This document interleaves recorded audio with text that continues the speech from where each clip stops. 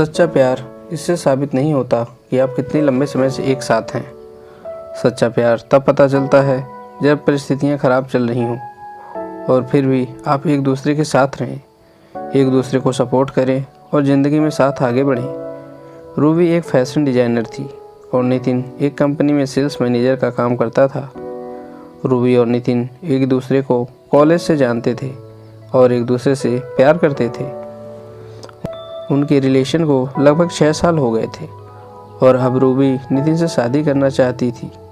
पिछले महीने नितिन का प्रमोशन हुआ था तो इसी कारण उसे दूर शहर में शिफ्ट होना पड़ा था। जाने से पहले वो रूबी से मिला था। रूबी बहुत उदास थी कि अब वो दोनों मिल नहीं पाएंगे, लेकिन रूबी ने नितिन को कभी मना नहीं किया। जाने से वो चाहती थी नितिन अपने करियर में आगे बढ़े और यही सोचकर उसने खुशी खुशी नितिन को जाने दिया था। वो दोनों एक दूसरे को रोज़ फ़ोन करते थे और घंटों बातें करते थे। रूबी उसके नए काम, नई जगह के बारे में पूछती रहती कि सब कैसा है उधर, वो समय पर खाना खाता है ना, काम में ध्यान लगता है ना। रूबी उससे उसका सब कुछ पूछती थी। 1 साल अच्छे से बीत गए थे, लेकिन फिर कुछ ऐसा होने लगा कि रूबी बहुत परेशान रहने लगी। नितिन ना तो खुद रूबी को फ़ोन करता था और जब रूबी फ़ोन करती थी तो ये बोलकर फ़ोन रख देता था कि वो काम में व्यस्त है। रूबी को समझ नहीं आ रहा था कि नितिन ऐसा क्यों कर रहा है। भले कितना भी काम हो, 5 मिनट तो मुझसे बात कर ही सकता है। 1 महीना ऐसा ही चला गया। फिर रूबी थक कर नितिन को फ़ोन करना छोड़ दी और नितिन तो अब उससे खुद से फ़ोन करता ही नहीं था। कुछ दिन ऐसे ही बीत गए तो रूबी ने खुद फ़ोन किया नितिन को। उसने फ़ोन नहीं उठाया। रूबी ने उसे 4-5 बार फ़ोन किया, फिर भी उसने फ़ोन नहीं उठाया और ना ही उसके बाद में खुद रूबी को फ़ोन किया। रूबी बहुत परेशान हो गई। वो सोचने लगी कि सच में नितिन काम में व्यस्त रहता है कि कुछ और बात है। कुछ दिनों बाद रूबी अपने काम से छुट्टी लेकर नितिन को बिना बताए उससे मिलने चली गई। रूबी को नितिन का पूरा पता मालूम था कि वो कहाँ रहता है। रूबी रात के समय नितिन के घर पहुंची थी। उसने देखा कि नितिन के घर पर ताला लगा हुआ था। उसने नितिन को फ़ोन किया, लेकिन हमेशा की तरह नितिन ने रूबी का फ़ोन नहीं उठाया। फिर रूबी ने नितिन को मैसेज किया कि मैं तुम्हारे घर के बाहर खड़ी हूँ, तुम कहाँ हो। थोड़ी देर बाद नितिन ने फ़ोन किया और उसे बहुत डांटा कि तुम बिना बताए क्यों आ गई इधर, किसने बोला था तुम्हें इधर आने के लिए, और फ़ोन रख दिया। उसने रूबी की कोई बात नहीं सुनी। रूबी उसके घर के बाहर ही बैठी रह गई कि शायद नितिन को ऑफिस में बहुत काम हो और मैं बिना बताए आ गई, इसलिए वो गुस्सा हो गया और वो उसके घर के बाहर ही बैठ के उसका इंतज़ार कर रही थी। सफ़र में रूबी बहुत थक गई थी और उधर बैठे बैठे रूबी की आंख लग गई और वो सो गई। सुबह उसकी आंख खुली तो उसने देखा कि नितिन अभी तक घर नहीं आया। उसने फिर से नितिन को फ़ोन किया। फ़ोन उठाते ही नितिन बोला, क्या है, तुम मुझे बार बार क्यों फ़ोन कर रही हो। रूबी बोली, तुम कहाँ हो, रात भर तुम घर नहीं आए। मैं इधर तुम्हारे घर के बाहर कल रात से तुम्हारा इंतज़ार कर रही हूँ। नितिन गुस्से में बोला, तुम चली जाओ, मैं नहीं आ सकता। रूबी की आंखों में आंसू आ गए। रूबी बोली, क्यों कर रहे हो ऐसा, मेरी क्या गलती है ये बताओ। नितिन बोला, तुम जाओ, मुझे तुमसे कोई बात नहीं करनी, और फिर फ़ोन रख दिया।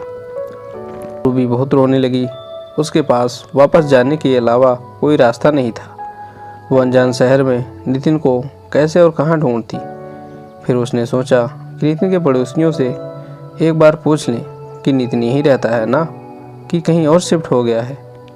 उसने पूछा तो उसे पता चला कि पिछले 1 महीने से नितिन यहाँ रहता ही नहीं है। ये सुनकर उसे और बुरा लगा कि नितिन ने उसे कुछ नहीं बताया था कि वो कहीं और शिफ्ट हो गया है। पहले नहीं बताया था, ठीक है, लेकिन अब जब मैं यहाँ आ गई हूँ फिर भी उसने कुछ नहीं बताया और ना ही मिलने आया। वो वहाँ से अपने घर लौट गई। वो बहुत बेचैन हो रही थी। नितिन ऐसा क्यों कर रहा है। वो नितिन को फ़ोन और मैसेज करती थी, लेकिन वो ना तो फ़ोन उठाता और ना ही मैसेज का रिप्लाई करता था। कुछ 15 दिनों बाद नितिन का फ़ोन आया। रूबी अपने ऑफिस में थी। उसने तुरंत फ़ोन उठाया और ऑफिस से बाहर निकली बात करने के लिए। वो पूछने लगी कि नितिन, तुम्हें क्या हो गया है?